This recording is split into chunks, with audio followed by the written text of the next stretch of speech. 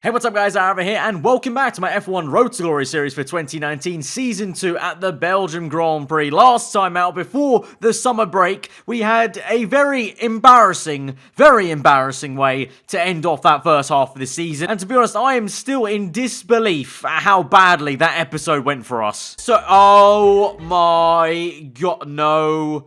Oh no. Oh no. I have to park up and retire. They're speeding up again, so I expect they've fixed whatever the problem was. I don't think we should be concerned about whoever the hell you're talking about, because you've not fixed the issue on my car, and we're not speeding up again, are we? But the good news is, in life, when you hit rock bottom, there is nowhere further to go. It's only up from here. Unless you're Williams, though, and then there's probably a secret basement compartment, which is like a core bottom, which is worse than rock bottom, if you get what I mean. But now, here we are then, at Spa, after the summer break, hoping the team is re-energized, and it's good news to start this off here. As you can clearly see, there are no emails in my inbox today about any developments failing, so it's happy days for us. Let's ignore the fact that it's because we didn't actually have an upgrade due for this episode. We'll just kind of skirt past that. So this episode is already a monumental improvement over last. Oh, for goodness sake. All right, great. So we're gonna have to bring out the oars later on in the race. So great, that's just ruined my appetite for this entire race, really. That's gonna be quite tricky, I think, because the car, we haven't really added, if you noticed, any downforce this entire season. We've only added engine power, and that doesn't really go great on a damp, lacking grip circuit. That wasn't really great English, but you get what I mean. Yeah, this is going to be another interesting one, I think. I mean, I think quali should be good, but the race, that'll be something. But speaking of qualifying then, let's get into this. Into turn one, little bit slow obviously on the entry, and like I said, the car's not going to be great in the corners, but immediately on the exit there, getting down the power as early as we dare there, and we're P12 already from P20 at the apex of turn one. By the time we get to Rouge then, you can see we're a P10, up the hill then P7 as we go down the Kemmel straight, and we open DRS overtake mode up into P6, so the engine power really paying dividends for us. But you can see as soon as we hit some corners, getting a little bit slower, down to P11. Hamilton's ghost car there for pole position, waltzing away from us there as we just try and jockey for position in P10. And I won't be too disappointed, to be fair, if we start outside the top 10. Might give us an option to change tyres depending on when the rain comes down on the weather forecast. But for now, we try and trod on. You can see the engine power coming back through as we pull through to P7 there. The only saving grace about this car, literally the only saving grace. The chassis, horrendous. Aero, horrendous. Reliability, horrendous. General look of it, horrendous. Like a toothpaste, like I've said many times. But the engine, at least good. Even that, it's not going to save us, and we're going to end up in P11 then. But we do get a free choice of tyres, so at least that's something. And at least I've done better than Rogabica. Once again, we're back to the good old days. After the summer break, order has been resumed here. He's a whopping 8/10 off us there. So yeah, Robert, I hope you soaked in last episode plenty, because I don't think that's going to be happening anytime soon if I have anything to say about it. That's the relatively easy part of the weekend then. We now move on towards the race, and that rain will be coming down. It's all looking rather gloomy and misty already around Spa. Hopefully that's not a sign of things to come. Hopefully that's not predicting my mood after this Grand Prix. Generally gloomy and depressing, as I think you will agree. The track doesn't look that enticing, but we move, and I'm hoping that our contestants stay where they are and we can move up the grid. And you know what? I think I just will some good luck into our lives, because we start this race in P8, not in P11, because Sebastian Vettel, 10 place grid penalty. Sergio Perez, 10 place grid penalty, down to P14 there. And then the big kicker, Carlos Sainz, P17, 10 place grid penalty there. Thank you very much. The F1 gods are looking out for us. Always knew I could count on you, big dog up there. Okay, remember to brake early for turn one, as the pack's gonna bunch up. There's plenty of runoff if things get too close. Yeah, actually, that last part about if it gets too close, there's plenty of runoff. That's not about if I get close to cars. That's if I get too close to the edge of the downforce and the grip this car can produce. The team want me to know that there is plenty of runoff here, and so it's not one of those circuits where I'm going to lose time by going slowly. I just need to extend the track a little bit, and the car just needs a little helping space to work properly. Strategy, of course, is going to be a one-stop, but like I said, there was a possibility of using a free choice of tyres depending on when the rain's coming, but you can see the rain's going to fall early enough that we'll just be on the softs at the start here. Fastest compound available, goes straight onto inters, hopefully. Obviously, we need to take this with a massive spade of salt, not a pinch, a spade of salt, because remember, our team were absolutely clueless at the Austrian Grand Prix. I mean, we got to remember the data center is essentially one guy in his shed back home in the UK, so we got to watch out for that, but hopefully we can switch from the softer to the inters in this Grand Prix. So here we go then to the GP. We've already been gifted some positions, hopefully maybe some more from P8 on the grid then to 5 red lights for the Belgian Grand Prix. The second half of the season is underway here, 11 laps ahead of us of this very long GP at Spa, and we get a pretty horrendous start there. Initially a good getaway, but then bogged down quite a fair bit. We're going to send one to the inside there, narrowly missed making some bad contact with Nico Hulkenberg up into, well, down to P9 effectively, but up some positions because we lost 2 into turn 1. Sebastian Vettel already right up my gearbox potentially as we go up the hill then to the Kemmel straight. Raikkonen though a little bit slow, and look how rapid this car is in a straight line overtake mode. No DRS, remember, but look how much we're pulling compared to the Racing Point car, and the Haas potentially pull to the left hand side of Hulkenberg there, go to the inside and just about narrowly get the position, and we're up into P7 then. Already I can feel the power of this car. I am very glad we've done this many engine upgrades for races like this. They may not be that great, this car may not be that great at other circuits, but circuits like this and next episode of the Italian Grand Prix, this is where we can actually enjoy some genuine pace here in Sector 1 and Sector 3 at least. Sector 2, a little bit iffy here, so you might not be seeing a lot of action from that sector this entire Grand Prix from us, but let's move on then. Lap number 2, we're sizing up the Red Bull of Valtteri Bottas here. Absolutely insane scenes. Words that Claire Williams only wished she could hear earlier on when she took Williams over, because we're going to move over to the right hand side to drag race to the next corner there. No DRS, remember, so Bottas does have a decent amount of speed to keep up with us, but we're going to get that to the inside there, squeeze him out, and we're up into a very lofty P6. Through Pouhon then on that same lap, yellow flags behind us. Anchor Fiat in the Toro Rosso is going to be out of this Grand Prix. The first casualty so far has been actually quite a timid GP, and so virtual safety car is out, so that'll give us a bit of saving grace, a bit of breathing room to save some fuel and save the DRS. And then on the exit onto green flags, trying to get this timed as perfectly as I can, and pretty much I think I pretty much nailed that, apart from the fact that then the car just understeers like an absolute arse into the bus stop chicane. But we'll move on for that, we'll ignore that fact, we'll just concentrate on the fact that I did get that quite well timed, even if it did matter not, essentially. But into turn 1 then, Bottas behind me. We are going to tactically just go a little bit wide, take a bit of a leaf out of the Red Bull from F1 Esports, I think you will remember. Good old party trick there, get right back behind him there as we go through Rouge and up the hill, and we're going to be able to sail past him quite easily with the speed we have, DRS as well, and so we're back up into P6 there. So Valtteri, I'm sorry mate, Valtteri honestly probably thought in the cockpit of his Red Bull, oh, that's the Williams taking his normal racing line to turn 1.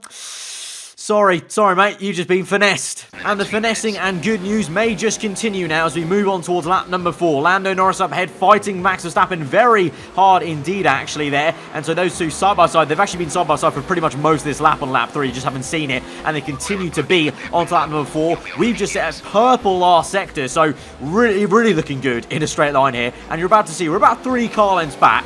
And the speed we're going to pick up here is absolutely biblical. We go through towards the hill. They're still neck and neck there. Lando Norris has to back off there and just cut in behind. And look at the amount of time we've already gained up the hill. Then overtake mode.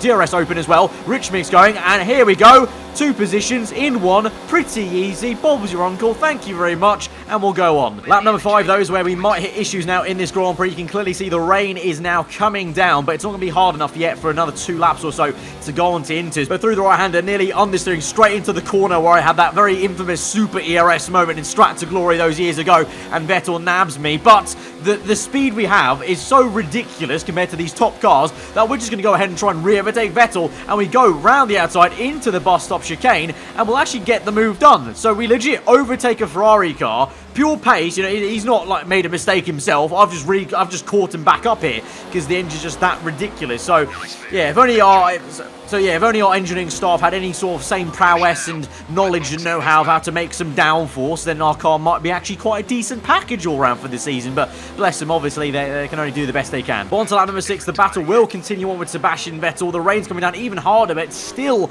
the engineer said it's not time for Inters. I don't feel it's our time for Inters yet as well. So we continue to go on, but a lot of oversteer there off the exit, and then in towards turn 1. I just brake way too early here. Vettel around the outside shows the kind of lack of confidence I have in the car that I thought I had to brake that early to slow the thing down there, and Vettel literally just takes it through there into P4. So we're down to P5. Probably won't be getting that position back as the rain's now coming down so hard that even in a straight line now the car's starting to skate around. So we're going to box in this lap, but unfortunately that's maybe 1 position lost for the entire Grand Prix. Now the back end really slides out and we almost almost spin it as we try to enter the pit lane. Just keep it ahead on Max Verstappen then, but we're in. Hopefully give me a quick stop, and hopefully we might get some people getting kind of stopped by one another, because you can see there's a whole train of cars coming in as everyone has come in for the intermediate bit. So will be in as well. You can see there on the top of the screen, so he'll be held up a little bit, but hopefully not too much. But here we are then, right to the end of the pit lane, in for our stop onto the green wall, intermediate tyres,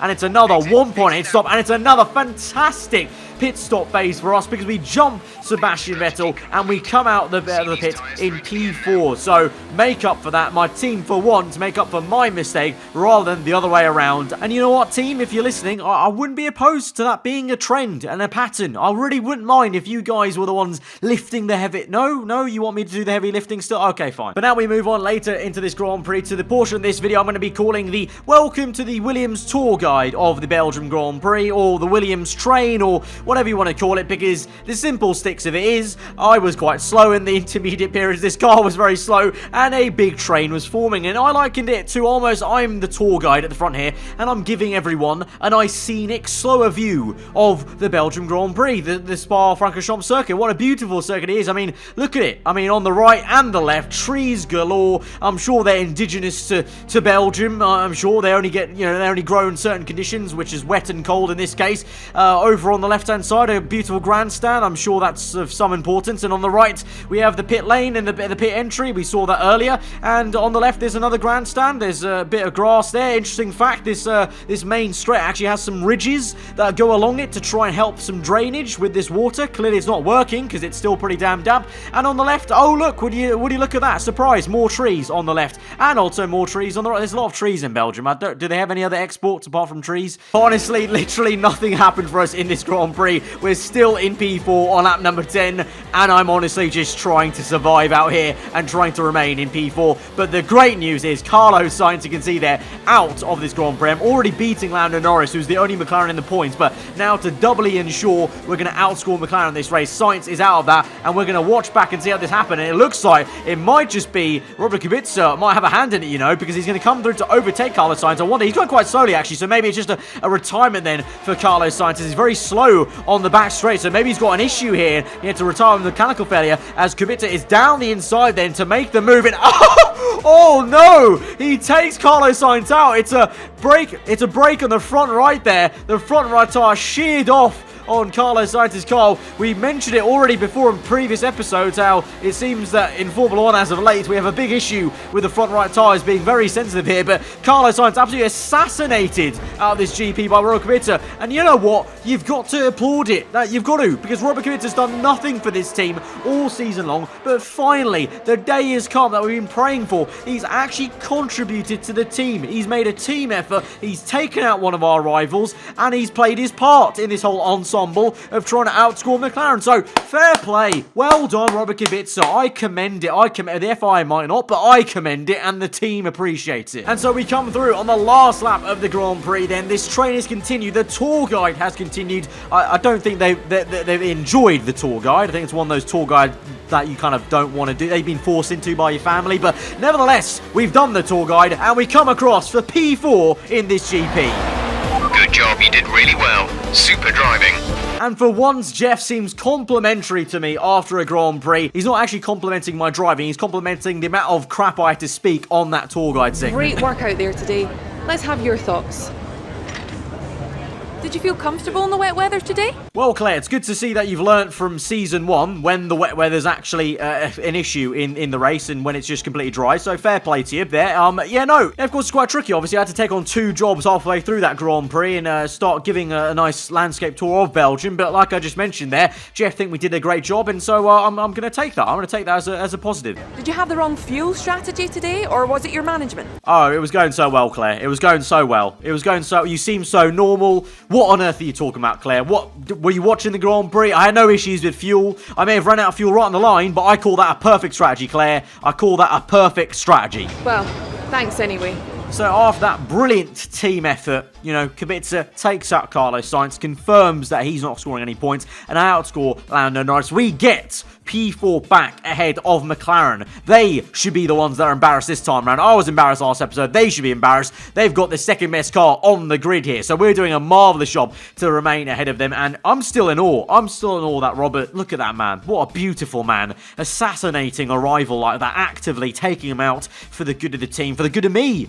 It's just, it's just great. It's good. For the first time, I genuinely have positive feelings towards my teammate in this series. That's a big ask. You guys know if you watch for long enough. So anyway, at the end of this GP, we're going to fix finally that chassis upgrade that we talked about that will save for fixing this episode, which means we'll have 2 major upgrades. Hopefully, knock on wood, next episode of the Italian Grand Prix, we'll have a durability upgrade because I thought it's finally time to maybe try and make this car somewhat reliable. The engine parts are wearing out quite a bit there, so I don't want to take too many engine penalties at the end of this season there. So all round, very, very positive Grand Prix. So guys, if you did enjoy that, if you did enjoy the miracle of Robert Kubica doing something for this team, then be sure to hit that like button. Let me know what you thought in the comments below. If you are new around here, subscribe for weekly full-on content. I've been aarava. Have a good day. I'll see you guys next time. Goodbye.